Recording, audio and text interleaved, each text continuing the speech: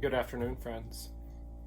Today we are going to deep dive on the Ten of Cups reversed. So it's going to be an interesting talk because there's a lot of different opinions on this card, and certainly we all read our own way, so I can't wait to share with you. I want to apologize in advance if you hear poking, prodding, hammering, nail guns, etc. upstairs. We are in the process here at Raven's Cauldron of constructing 2 escape rooms upstairs. I'm so excited about this, to bring this to you. For one, it's going to be a crystal heist, like a set in a museum. We had to find a missing ruby, emerald, and diamond, and as a result, then we have to turn around and find a missing Lemurian crystal all within an hour. Should be pretty fun. And then the other one's going to be pretty intense. It's going to be pretty horror, witch-based, in a good way, though. It's going to be fun. So I apologize if you hear that, but I want to get this content out from you, and this is the best place for me to record. So here we go. So today we're going to talk about the Ten of Cups reversed. What does that mean? So before I want to dive into that with you, I want to kind of talk about what the Suit of Cups is all about. And some of you may know this, and this may be something that you're like, okay, dude, I get it. And I apologize if that's the case. But if not, you'll learn something a little bit about it. So four suits in a tarot deck, of course. We have the Suit of Cups, which we're going to talk about today, the Suit of Swords, the Suit of Wands, and the Suit of Pentacles. And each one of those suits has an elemental representation. And that just so happens to be, for the Suit of Cups, water. And when I do tarot training classes at the store, I have a series of training called A Journey Through the Tarot that's actually 4 parts, where we actually go through every card. And I always use this example to explain the Suit of Cups and the element of water that is represented by them. So for instance, if you are with me and we both go out to a parking lot, and that parking lot is perfectly level, so environmentally all things are equal, and we step 20 feet apart and we have a glass of water and we each just pour it onto the ground, that water's going to react differently. And that's the same thing with human emotion, which is what I feel most strong of a connection to the Suit of Cups. It's about relationships, emotions, how we deal with emotions, how we deal with each other. And it's a very, very important suit in a tarot deck, and honestly, my least favorite. Why is it my least favorite? I'm just not really what I would call a highly emotional person. And I'm 49 years old. I've been married for a long time, and so the cup stuff isn't of huge interest in my particular readings. But boy, they're wildly famous in my client readings, and we're going to talk about them today. So the Ten of Cups reversed. Here it is. And I'm going to have that on this video for you. Of course, you'll be seeing it. So when we think about the Ten of Cups and we think about it in its upright position, when it comes up in a reading, it's a very positive card. Obviously, everything is dependent on where it's at in combinations, but it's kind of like you've made it there. It's the happy family card. Your relationship is solid. You see the two, the children playing, and the married couple with their, or assumed to be married couple, with their arm around each other, and they're in bliss, in relation. I don't want to say marital bliss, but relationship bliss. So what happens then when we reverse that card? And that's what we're here to talk about today. So when we reverse that card, it simply means that the relationship isn't where it needs to be. And that can be lots and lots of factors. And so the way I typically read this card, which is a little different than most. Sorry, friends, it is morning and I am a caffeine fiend.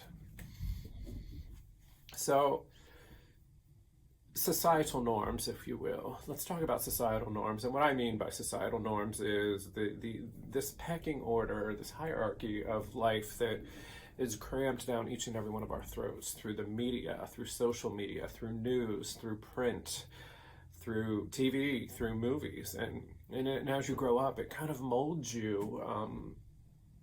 And it's very sneaky because you don't even realize it. But, so we feel like, and I'm going to throw age numbers out there. I don't know what the societal norms are, but, before I throw age, let's talk about something, quote unquote, the American dream for those of us that live here in the USA. I live in Ohio. The American dream has always been to own that house with a white picket fence and perhaps a dog.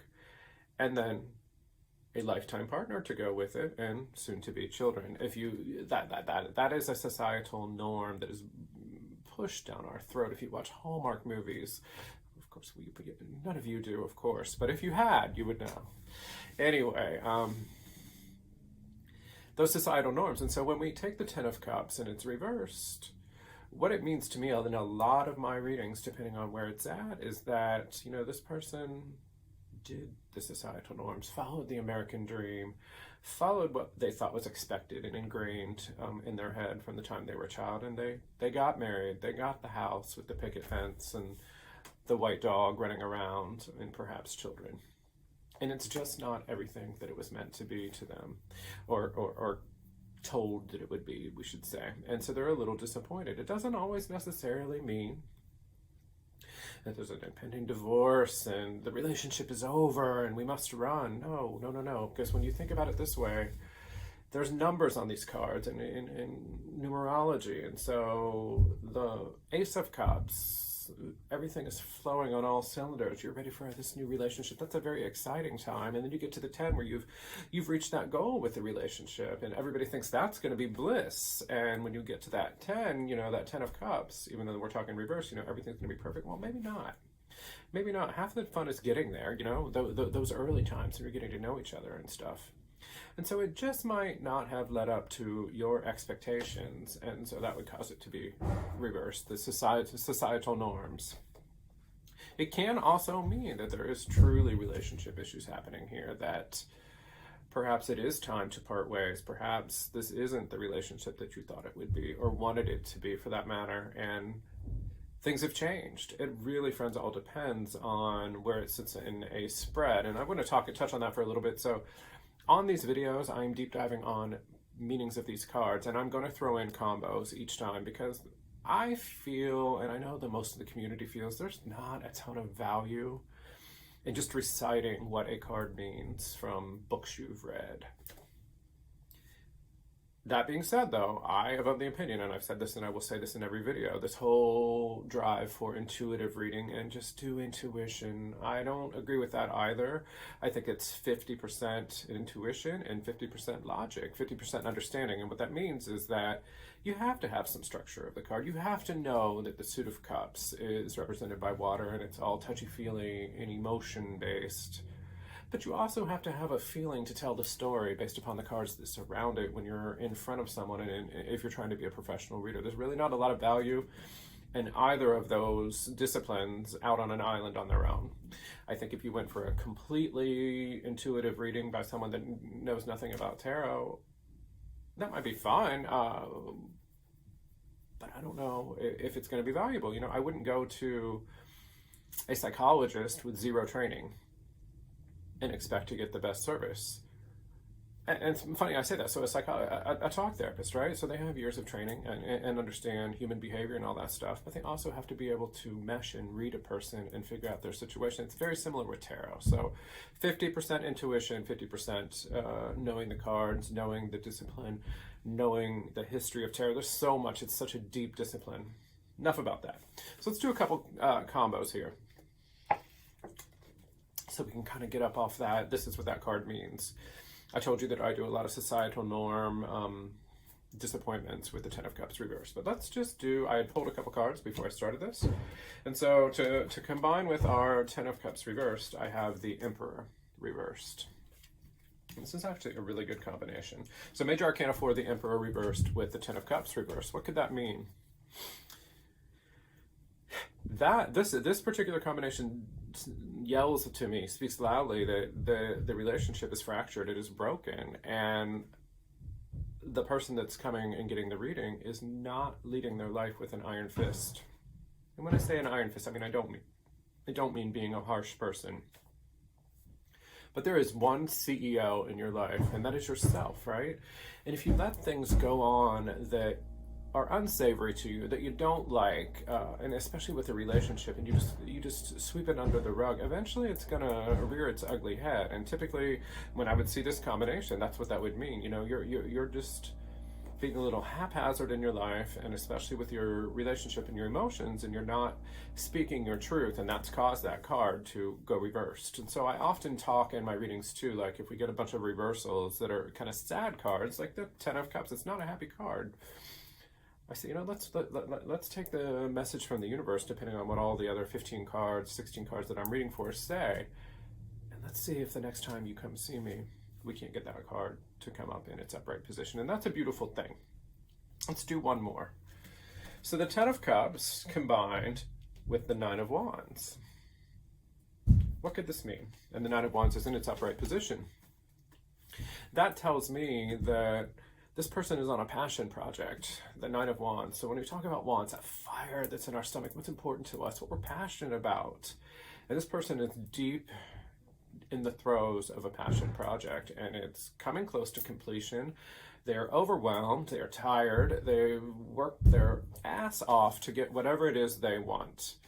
And as a result, they've let some things slide by the wayside, and that would happen to be a relationship. And so the relationship is harmed because of being ignored while this passion project was taking place. And I love the Suit of Wands. By the way, my favorite suit, hands down, even though I'm a Virgo and my suit would be an earth sign, Pentacles, which I love the Suit of Pentacles too.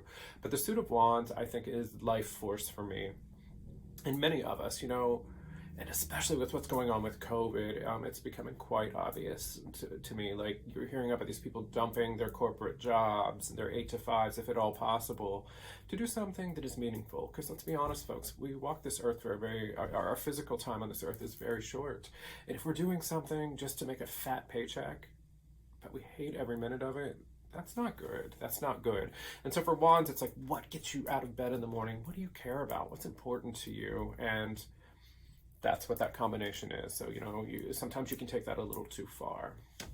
That is our deep dive on our friend, the Ten of Cups reversed. Keep an eye on it when it comes up in your readings. A very interesting card, very misunderstood card. It doesn't always mean like your relationship is doomed and that type of thing. Like I said, it could be a good way to look at it as societal norms. You've reached your goal. You've got to that 10. And it wasn't everything that the bill of goods was sold to you. And that's okay. We can work with that. Doesn't mean you have to bolt. You just maybe have learned in that process that, not everything is as it seems. And turn off the social media. Turn off the media when it comes to molding your life on what you think everyone else wants you to do, and walk your path and be with who you want to be with. And that's really the big goal here. I am Brian, the owner of Raven's Cauldron. We are a badass metaphysical shop at 110 South Sandusky here in sunny tropical Delaware, Ohio, and we're soon opening a second location at 113 South Main in Marysville, Ohio, about 19 miles to the west of where I'm sitting right now. I told you earlier, all that pounding and prodding you're hearing, we're putting 2 escape rooms that are metaphysically themed upstairs. This is a great time to be in this craft. It's growing. People are embracing it. People are getting on their own path. And I'm so happy to be talking about the Cups cards today for that reason. You can find me at ravenscauldron.com. That is our website. We sell all of our products online. If you go to ravenscauldron.com and just click up on the right-hand corner, it'll take you to our Shopify site that has all the products we sell. If you want to get a tarot reading from me, you can call the store at 740-417-8402. For local people, I do it during the week. And for remote people, I can do it anytime. We can use Zoom and do a recorded reading, whatever you want. You can follow me on Instagram at Raven's Cauldron, TikTok, Raven's Cauldron, and on Facebook at Raven's Cauldron, Delaware. I look forward to providing more content for you in the very, very near future, and I hope you're enjoying this so much. I can't wait to see what card comes up next. And incidentally, I'm going to do every single card in its upright and reverse position. So what is that? 78 times 2, 156 videos you're going to see of these, and I'm doing them randomly. I didn't want to just start with the Fool and go in chronological order because I would fall asleep and that would be boring. So we're just randomly pulling. So we'll see what I pull next. Blessed be. Thank you.